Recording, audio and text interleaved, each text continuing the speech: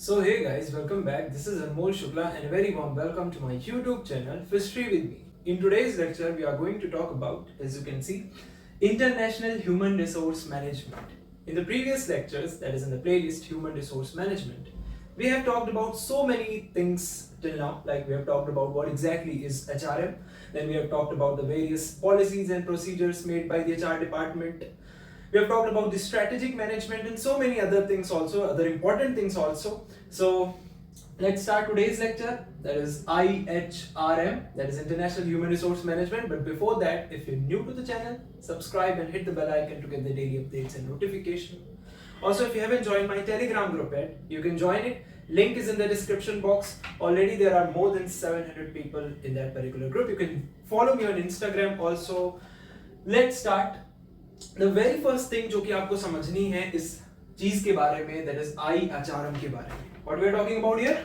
IHRM. यहाँ पर लिख देता हूँ मैं. अब बार-बार पूरा तो नहीं बोलूँगा ना मैं. International Human Resource Management. कि भाई ये जो है कहीं ना कहीं मल्टीनेशनल कंपनी में अकर करता है. So if you have worked in a multinational company, जो कि मुझे नहीं लगता आपने किया होगा अभी तक, since you are in college, you will definitely be in multinational company, but in future, right now maybe you are a college student, but अगर आपके भैया या कोई भी रिश्तेदार में या किसी फैमिली में वर्क इन मल्टीनेशनल कंपनी, वहां पर IHRM नाम का कॉन्सेप्ट जो है वो देखने को मिलता है. Now why only in multinational companies? Why not in domestic company? अब सबसे पहले ये समझना जरूरी है कि भाई मल्टीनेशनल कंपनी होती क्या है. तो जैसा कि नाम से ही क्लियर है, मल्टीनेशनल कंपनी, एक से ज्यादा नेशन में अगर कोई पर्टिकुलर कंपनी प्रेजेंट है, वो किसी एक कंट्री की ही बाउंड्री तक सीमित नहीं है, बल्कि वो कई कंट्रीज में ऑपरेट करती है. लेट्स सपोज कोई कंपनी है XYZ, उसका हेडक्वार्टर लंदन में है, बट उसके ऑफिसेस इंडिया में भी हैं, उसके ऑफिसेस USA में भी हैं, उसके ऑफिसेस साउथ अफ्रीका में भी हैं. इट मींस कि वो मल्टीनेशनल कंपनी है. वो सिर्फ एक कंट्री तक सीमित नहीं है, बल्कि वो ऑपरेट करती है कई सारी कंट्रीज में. And that's what multinational company is. अब जब बात आ जाती है मल्टीनेशनल कंपनीज की, तो कई बार क्या होता है कि भाई आप you're working in India in some XYZ company, but कई बार आपको काम के लिए लेट्स सपोज लंदन के हेडक्वार्टर वाले ऑफिस में आपको जाना पड़ रहा है. भाई कि भाई कंपनी का जो हेडक्वार्टर है वो लंदन में है और आपको ऑन साइट के लिए भेजा जा रहा है. So you have to work some time, let's suppose 6 months के लिए आपको काम करना है लंदन हेडक्वार्टर के ऑफिस में जाके. सो आपकी ऑनबोर्डिंग होगी लंदन ऑफिस में, आपको वहां माइग्रेट किया जाएगा, आपकी सारे आपको वीजा वगैरह देखा जाएगा, आपको रहने के लिए सारे फैसिलिटीज देखी जाएंगी. So a lot of things are involved there and that is what managed by HR department there. तो ये सारी चीजें IHRM में आती हैं.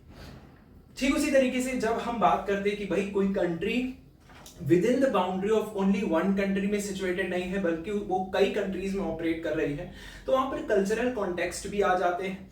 कई बार कुछ ऐसे ऑफिसेस होते हैं जहां पर डिफरेंट कंट्रीज के लोग जो है वो एक साथ काम कर रहे हैं, तो उनके डिफरेंट कल्चर्स भी शोने होते हैं, and that to handled by HR department. So these are just some small instances. ऐसे बहुत सारे इंस्टेंसेस हो सकते हैं. So will let you know जैसे जैसे हम लेक्चर में आगे बढ़ेंगे. सो सबसे पहले the very first thing that you need to aware about is कि भाई ये एक अकर करता है मल्टीनेशनल कंपनीज में. ये जो इंटरनेशनल वर्ड आ गया है, इंटरनेशनल वर्ड से ही हमें क्लियर हो जाना चाहिए कि भाई ये वहीं पर होगा, उन्हीं कंपनीज में होगा जो कंपनीज मल्टीनेशनल कंपनीज होंगी. ठीक है, तो it occurs at multinational companies. So सबसे पहले समझते हैं कि भाई पहले पॉइंट में क्या लिखा है. पॉइंट टू पॉइंट चलेंगे, नोट्स इस तरीके से बनाए गए हैं तो कि आपको पूरी क्लैरिटी दे देंगे regarding the topic. IHRM, that is International Human Resource Management. That is the last time I'm speaking, क्योंकि बहुत बार अगर बोलना पड़ेगा तो लंबी हो जाएगी वीडियो अपने आप. So IHRM, that is International Human Resource Management, is defined as performing HRM. कोई डिफरेंस नहीं है. क्या IHRM में हम कुछ और करेंगे? नहीं. जो HRM में हो रहा था, onboarding, recruiting, training and development program, then उनको हैंडल करना, पॉलिसीज एंड प्रोसीजर्स को बनाना, देखना कि भाई लॉफुल तरीके से वो पॉलिसीज एंड प्रोसीजर्स बनाए गए हैं, वो फॉलो हो रहे हैं विद मैनेजर्स, इसको इंश्योर करना. So lot of these things are there here also, but वो इंटरनेशनल लेवल पे हो जाती है. So IHRM is defined as performing HRM. इसको हम किस तरीके से डिफाइन करते हैं कि भाई यहां पर हम क्या परफॉर्म करेंगे? HRM परफॉर्म करेंगे, जैसे करते थे अगर आप उनमें से हैं कि भाई डायरेक्ट इस वीडियो में आ गए हैं और पार्ट 1 से नहीं देखते हुए आ रहे हैं, so this is for you. आप अगर डायरेक्ट इस वीडियो में आ गए हैं तो भाई क्लैरिटी से आपको चीजें समझ में नहीं आने वाली है, इसलिए बहुत जरूरी है कि आप पार्ट 1 से देखते हुए आए, ठीक है। तो अगर आप डायरेक्ट ये सोचने की कोशिश करें कि भाई इसमें आके मैं समझ लूंगा, नहीं, पार्ट 1 से देख के आओ, एचआरएम का कॉन्सेप्ट समझो, वेरियस कॉन्सेप्ट समझो। एचआरएम को जब तक ढंग से नहीं समझ पाओगे तब तक आईएचआरएम समझ में नहीं आएगा। एक सीरीज से चलते हुए आओ, will better understand the topic. So IHRM is defined as performing HRM and its related activities. What are its related activities? ये आप तभी समझ पाओगे जब आपने पहले वाले पार्ट देखे होंगे। खैर मैं आपको आइडिया दे देता हूँ। HRM के रिलेटेड एक्टिविटीज यही है कि भाई HRM में मेनली हम डील करते हैं, मैनेज करते हैं पीपल ऑफ ऑर्गेनाइजेशन को, जो भी लोग काम कर रहे हैं ऑर्गेनाइजेशन में, दी एम्प्लॉइज, ठीक है, उनको, उनके लिए ही हम कहीं ना कहीं पॉलिसीज एंड प्रोसीजर्स बना रहे हैं लॉफुल तरीके से। उनकी सेफ्टी को इंश्योर करते हैं, उनके लिए वेरियस फैसिलिटीज प्रोवाइड करते हैं, उनको हेल्थ केयर फैसिलिटीज प्रोवाइड करते हैं, पॉजिटिव एनवायरनमेंट, वर्कफोर्स एनवायरनमेंट उनको प्रोवाइड करते हैं, रिक्रूटिंग का काम, देन उनको ट्रेनिंग एंड डेवलपमेंट देना, क्योंकि कई तरीके की ट्रेनिंग्स भी दी जाती हैं, जॉब स्पेसिफिक ट्रेनिंग हो सकती है, जनरल ट्रेनिंग्स हो सकती है। सो सारा काम कौन इंश्योर करता है? एचआर डिपार्टमेंट इंश्योर करता है। इसके अलावा वर्कर या एम्प्लॉय कोई इशू फेस कर रहा है, सो वो भी किसके पास जाता है? एचआर डिपार्टमेंट के पास जाता है।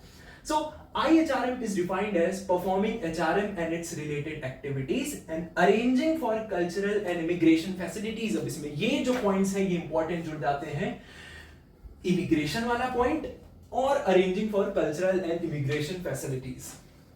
Definitely मैंने कहा कि भाई एक particular XYZ कंपनी है, उस कंपनी से एक particular एम्प्लॉय को भेजा जा रहा है, कुछ वर्क रिक्वायरमेंट है, तो हम यूएसए में भेज रहे हैं उसको, यूएसए वाले ऑफिस के लिए कि भाई आप उनको 6 मंथ्स के लिए हम यूएसए भेज रहे हैं, लेट्स सपोज 1 ईयर या 2 ईयर के लिए यूएसए भेज रहे हैं। सो अब वो बंदा थोड़ी ना करने बैठेगा, सो सारी जो डॉक्यूमेंटेशन वाला पार्ट होगा वो कौन करेगा? वो कंपनी करके देगी उसके लिए। वीजा कौन प्रोवाइड करेगी?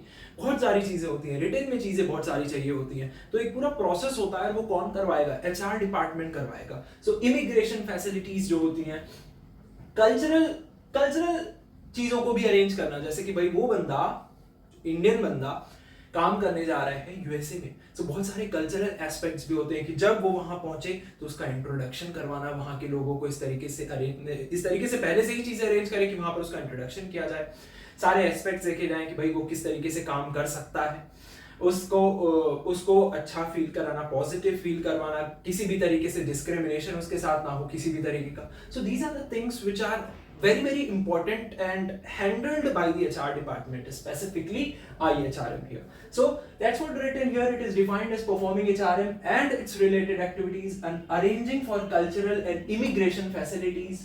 किसके लिए? For prospective and current employees. किसके द्वारा ये होता है? By organizations which are operating in domestic or in foreign countries. So I hope आपको international human resource management का जो थोड़ा सा कॉन्सेप्ट है, जो क्लैरिटी है, वो आपको लगी होगी। कहाँ होता है? मल्टीनेशनल कंपनीज में होता है, एमएनसीज में होता है, यानी कि ऐसी कंपनीज जो सिर्फ एक कंट्री में ही सीमित नहीं है, जिनका जो हम कह सकते हैं कहीं ना कहीं एक से ज्यादा नेशंस में सिचुएटेड है, ऑपरेट कर रही हैं, उन कंपनीज की हम बात करते हैं। Those companies lie here in international human resource management. Now, what are the various international HR activities? क्या वो human resource activities हो सकती हैं इंटरनेशनल लेवल पे? क्या हो सकती हैं? प्रोक्योर करना, procuring. What do you mean by procuring? नीचे लिखा है मैंने, क्योंकि कई बार it's difficult to understand what the word is all about. Like procuring word, it means obtaining or purchasing goods or services for business purposes. तो ये एक international HR activities है कि भाई एक कंट्री जिसका हेडक्वार्टर लंदन में है बट उसके ऑफिसेस तो इंडिया में भी हैं, इंडिया में बेंगलोर में भी ऑफिस, नोएडा में भी हैं, ठीक है, तो कई जगह ऑफिस हैं उसके ऑफिसेस यूएसए में भी हैं, तो हम क्या करना होगा? कई सारे गुड्स और सर्विसेज प्रोवाइड करेंगे हम पर्टिकुलर ऑफिसेस के लिए, जो एक जगह से ही जा रहे होंगे। मे बी हमने ये अरेंज कर रखा होगा कि एक जगह से ही हम उन गुड्स और सर्विसेज को जो कि रिक्वायर्ड है फॉर द बिजनेस, उनको हम भेजेंगे towards the different offices. So that's what procuring the, obtaining और परचेजिंग गुड्स और सर्विसेज फॉर बिजनेस पर्पसेस, इसी को हम प्रोक्यूरिंग कहते हैं। Okay, so that's one of the first international HR activities, one of the important international HR activity. Then developing, compensating, compensation देखना. Let's suppose एक example आपको देता हूँ अलग सा. लेट्स सपोज आप जा रहे हो, आप किसी XYZ कंपनी में काम कर रहे हो और आपको भेजा जा रहा है मैक्सिको भेजा जा रहा है आपको 6 मंथ्स के लिए आपको काम करने के लिए.